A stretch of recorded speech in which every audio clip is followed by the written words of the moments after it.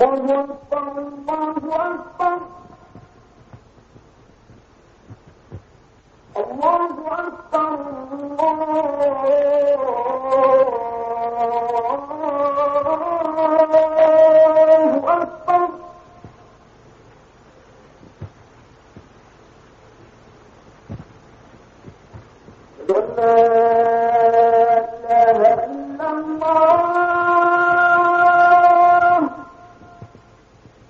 the name of Allah, the Beneficent, the Merciful, the Creator and the Sustainer of the universe, I greet you with the greetings of all of the prophets, from Abraham to Prophet Muhammad, peace and blessings be upon him. Assalamu alaikum, which means peace be unto you. I'm your host, Hamid Rashid. In today's program, we begin the 13th program in our 4th series dealing with Muslim beliefs. Today's topic will deal with the question of free will and predestination. Joining me on the program is Dr. Jamal Badawi of St. Mary's University. Welcome to Islam in Focus, Brother Jamal. Assalamu alaikum. Thank you. Can we start off today's program by perhaps you giving us a brief summary of the nature of the arguments related to this question of free will and predestination? Okay, from time immemorial, human beings have always faced a very difficult question, a dilemma, really. Are we as human beings free agents? Do we have free will? Do we really control our destiny? Do we have a choice to select our destiny? Or are we simply following some predestined path that has been already decreed or pre-decreed before we are even born? The dilemma here is, in fact, a result of a question. That if we are truly free agents and we determine our own destiny, where does God fit? If we believe in God, as any believer would, as the sole and ultimate power in this universe, if we believe in God as one who possesses perfect knowledge of the past, present, and future, then where does he fit if we claim that we control our destiny 100%, that nobody else controls our destiny? There seems to be some contradiction there. But again, you run into a dilemma when you take the other assumption. If we say that we are predestined, that everything we do in this life is something that we are pushed into because God decreed that we should do that because He has the knowledge and the will, then why is it then that we are held responsible before God in the Day of Judgment? See, the main point here is that any believer accepts the notion that the things that take place in this universe do not take place just as a coincidence, that there is definitely certain plan, there is certain wisdom that God has behind the various happenings. But this is the kind of dilemma. Why are we to be held accountable? And if not, where does God's will, power, and knowledge fit into the whole picture? Well, how have the various philosophers and the theologians attempted to answer these questions?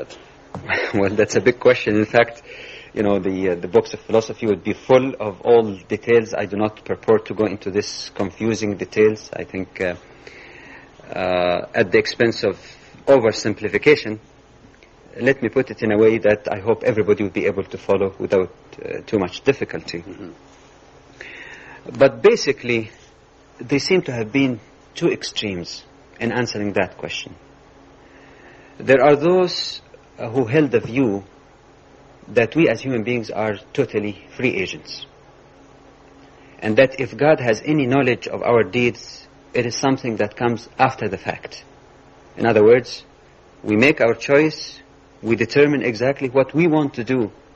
And even those people who believe in God among this school, they say, okay, God knows everything, but He knows after we do it. But it is we who control our destiny. Some go to one extreme even to say that there's nothing even like God or anything. We control our destiny. It's up to us to do or not to do certain things. This is one extreme. On the other hand, you get another extreme, which I call fatalism, which has nothing to do with Islam, as some people perhaps mistakenly think. And that is to adopt exactly the opposite assumption. To say that if we truly believe in God, if we believe in His absolute will and perfect knowledge, then we must accept the fact that nothing happens in this universe against His will, because He is the supreme power, He is the sovereign of the universe. And as such, they say that whatever we do, whatever happens to us, whatever behavior even we choose to do, is something that we are predestined to do. It's pre-decreed. And that applies, by the way, not only to believers. Even non-believers used to hold this kind of fatalistic approach. For example, a person who does not believe in God at all, he says, all right, the time predetermined what I'm going to do. Luck. See, destiny, without even believing in God. Even polytheists who believed in several gods, they had also the belief that, certain gods determine the destiny in this area of life or that area of life. Believers in one God, like monotheistic faith, so-called, who adopted also this particular explanation, they also said, all right, it is God, or the one and only God, who determined what we are going to do. But basically, they meet all in one particular point. That is the fatalistic approach. There is no sense of trying. In other words, everything is predestined. We are simply doing what we are supposed to do. So the issue of choice, comparison, is not really that significant in this kind of approach. Well, let's then move on, and I'd like to ask you about the position of Islam on this issue. Many people have said that Muslims believe in predestination. To start with, what is the actual term that is used in the Quran to refer to this issue, and what does it mean?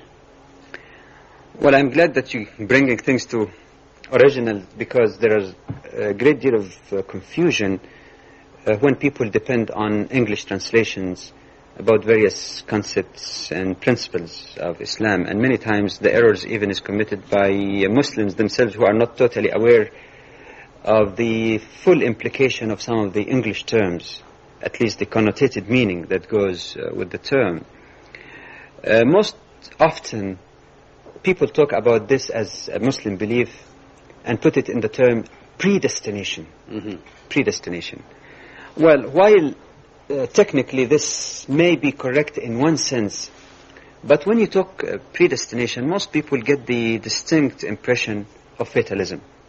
Indeed, some writers about Islam, especially among non-Muslims, fall into the error of interpreting this belief as fatalism.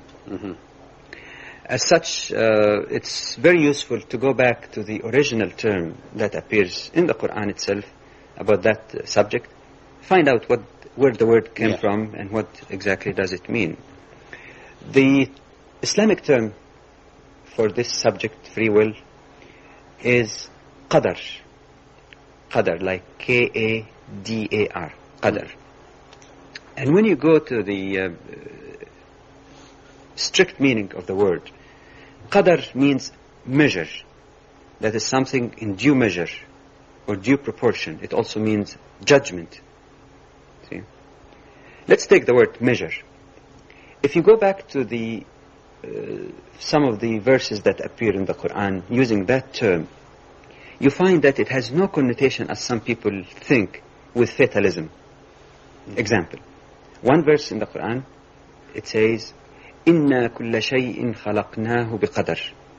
God says, everything in this universe have we created in due measure, exact measure. Okay. In another verse in the Quran, it talks about God's creation, and it says, وَخَلَقَ كُلَّ شَيْءٍ فَقَدَّرَهُ تَقْدِيرًا.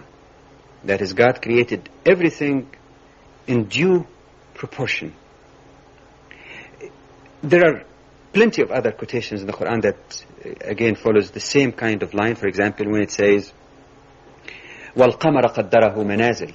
that God has ordained or determined the cycle of the moon, قدره, the same word exactly, or the same derivative from the same root is used, which means God appointed certain laws or cycle for the moon. When you put this together, it gives a clear understanding then that what the Quran means by qadar is not really predestination as some people may think, but rather that God created this universe in accordance with certain laws. We may not understand fully all of those laws, but there are certain due proportion, as the verse says, or due measure in the creation of God. That due measure could apply to physical existence, like, the laws that controls the rotation of the earth around its axis, around the sun, around the moon, the distance, the number of days that it takes to make these various revolutions. This is a due measure. This is qadar also. But as God created the universe also in accordance with these laws, there are also certain laws in society, in behavior, which follow certain rules also, or qadar, that God has created. No wonder then we find the Quran says that وَلَا تَجِدُ لِسُنَّتِنَا تَحْوِيلًا. That is, the laws of God, sunnah means the laws or the pattern that God created, nobody can change. It is not changeable. The super or broad laws that control the universe as well as social structure is something that God has created already, and nobody can change it at will. So if you're asking me as to what English term could best reflect this article of faith in Islam, I find myself hesitant. Some people, for example, use the term destiny instead of predestination, like a Muslim scholar by the name of Iqbal. There are some who use the term as divine decree, that God has certain divine decree before even the creation of the earth. I still feel not fully comfortable with either translations, whether you talk about predestination, destiny, or divine decree. I would rather prefer to use the original term in Arabic, qadar, and for the purpose of communication, I would say measure, due measure, or due proportion. Mm-hmm. I'm interested in knowing how you would respond to the people who would suggest that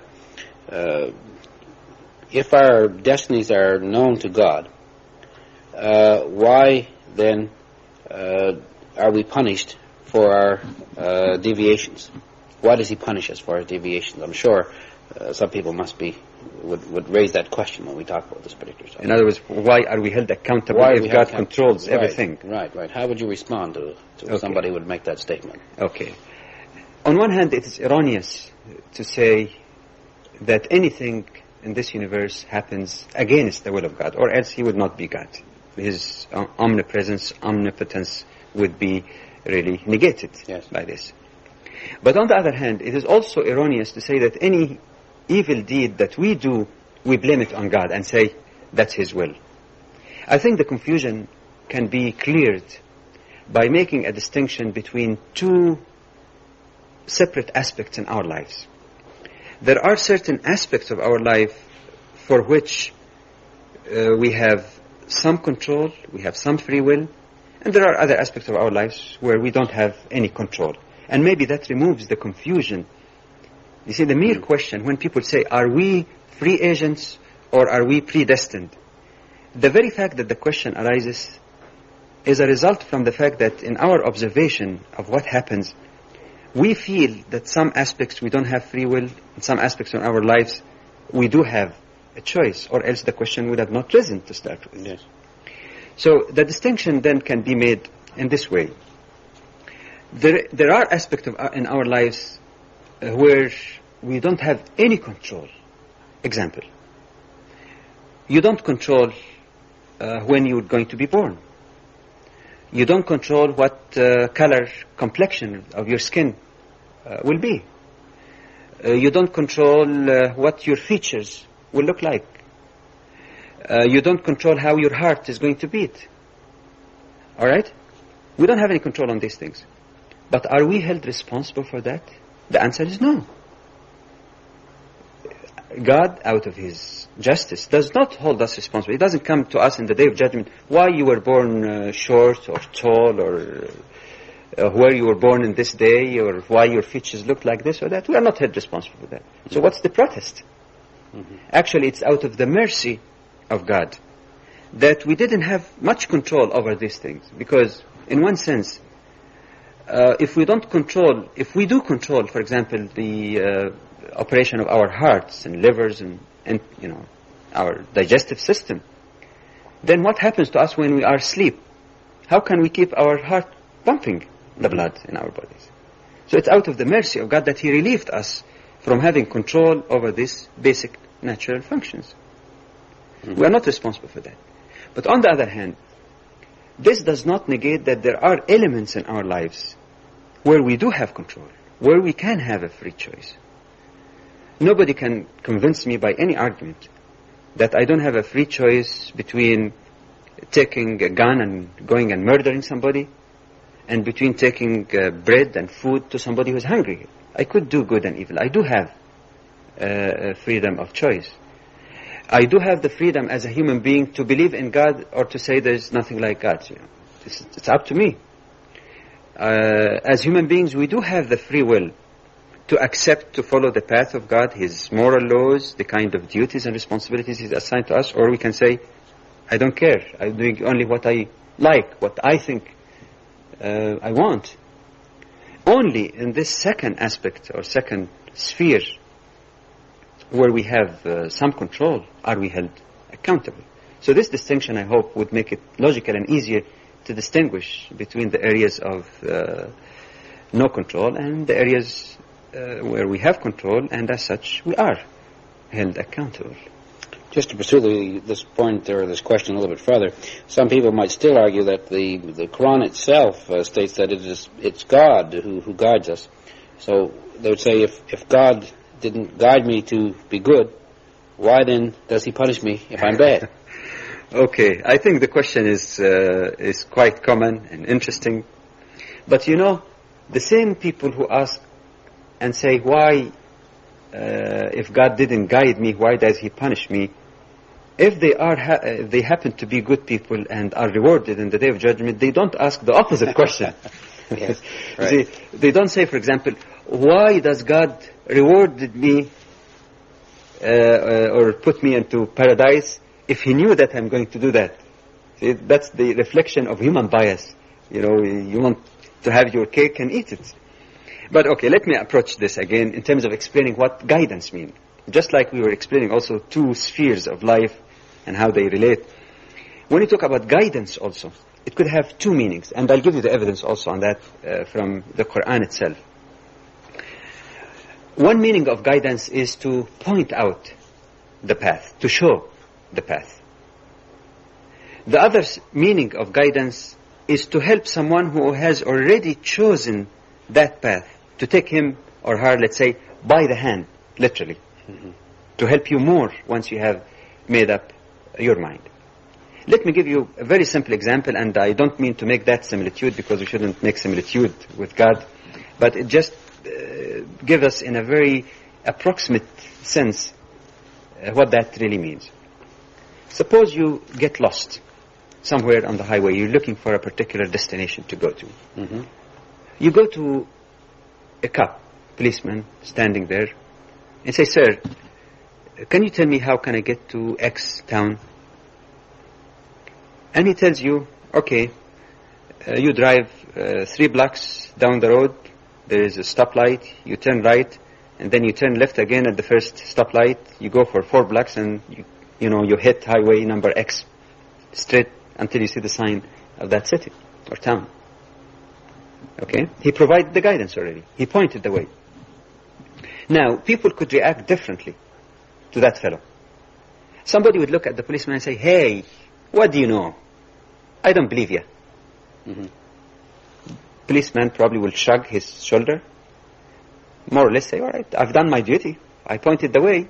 If you don't trust me or don't believe me, I'm sorry, sir, what can I tell you? Another person would say, thank you very much. I really appreciated that. I'll just follow the instructions.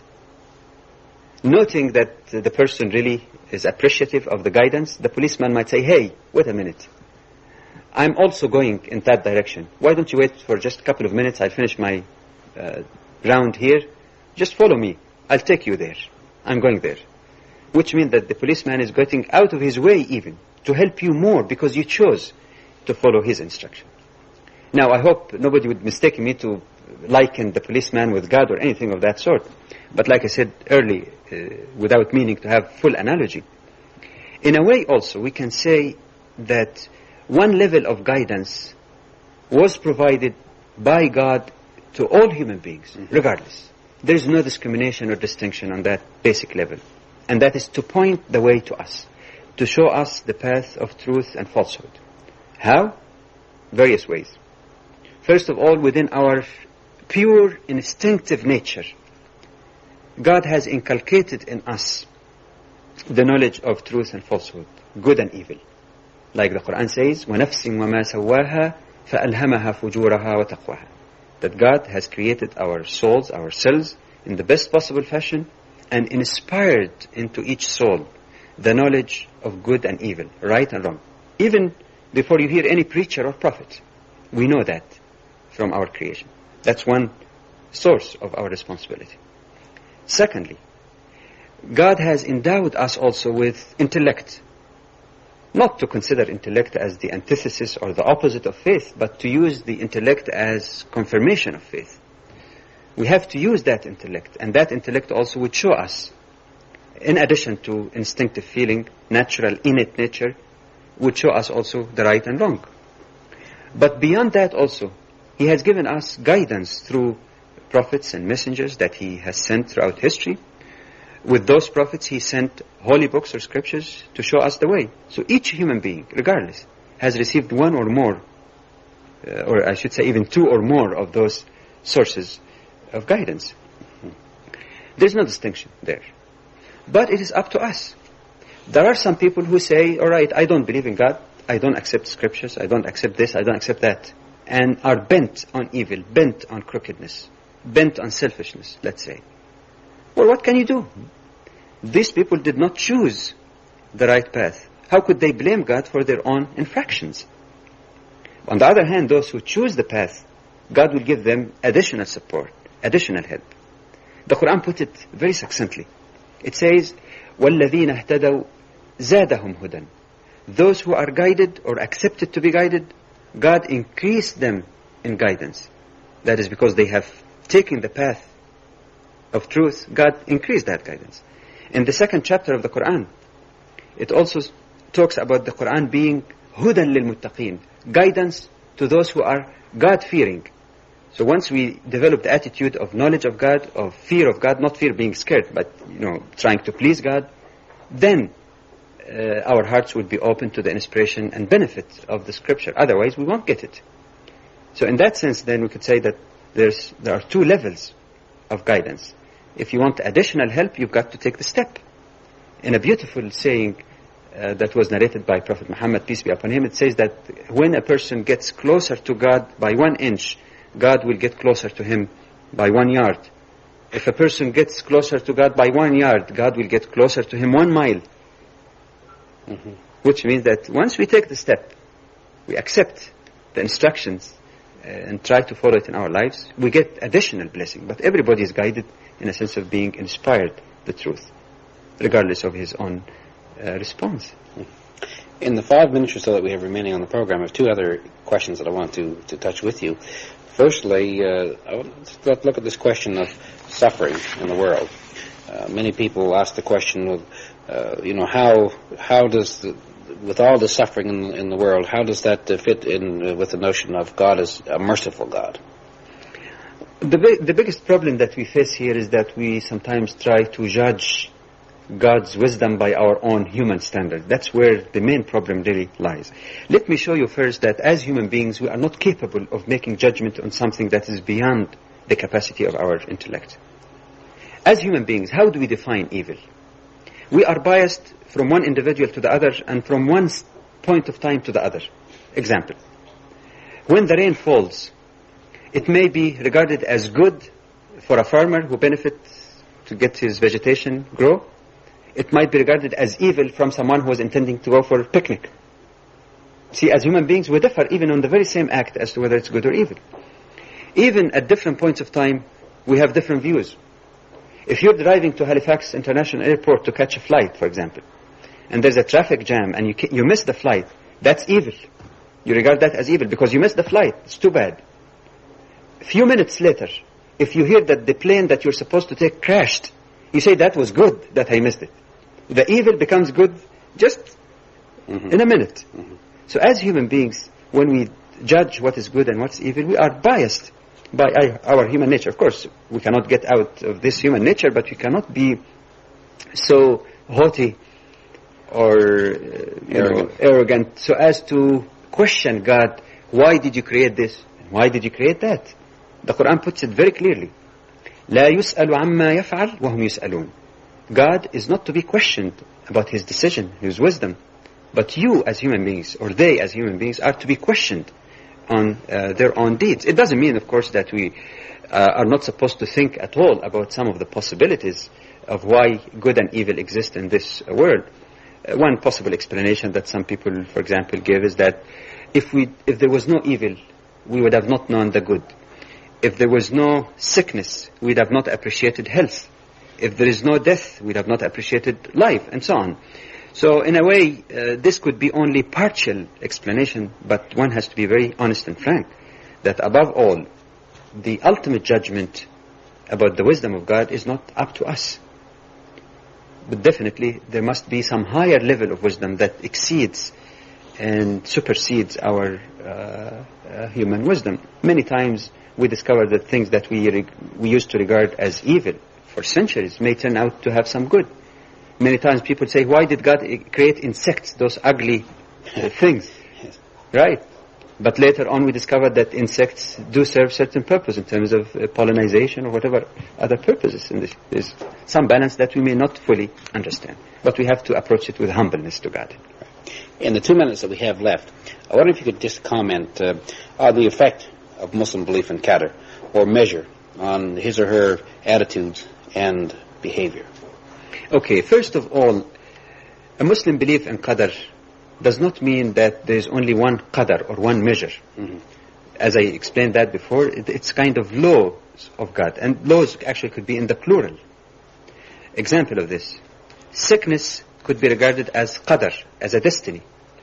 But Islam also regards treatment as a destiny. So choose your destiny. Good is a destiny. Evil is a destiny. But you can choose a destiny. So there is not only one destiny, but there are so many destinies in plural, from which it is up to the human being to choose. Okay?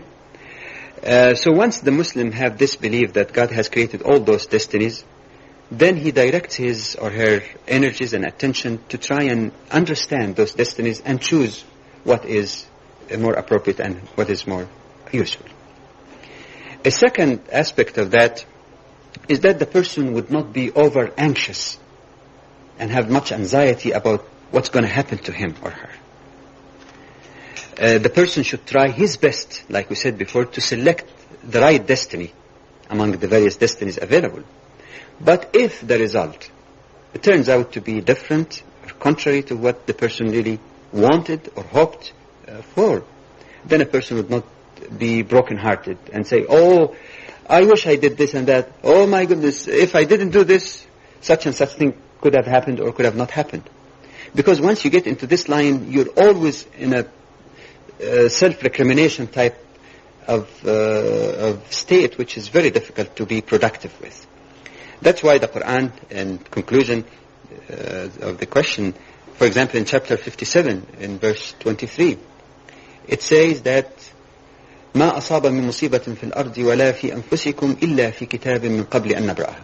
Nothing that happens to you, any disaster, that happens on earth or in yourselves, but it is written in a book before even this earth was created.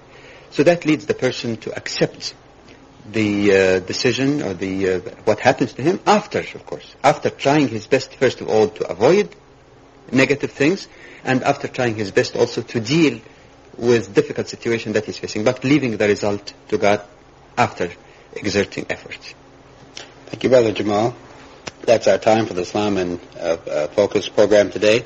We want to invite you back next week when we'll conclude our fourth series on Muslim beliefs, and we'll discuss the question of the books revealed by Allah. Following that, we'll start our new series, our fifth series on the pillars of Islam. Thank you for watching. Assalamu alaikum. Peace be upon you.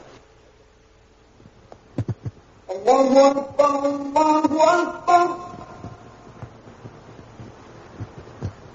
Allahu Akbar, Allah.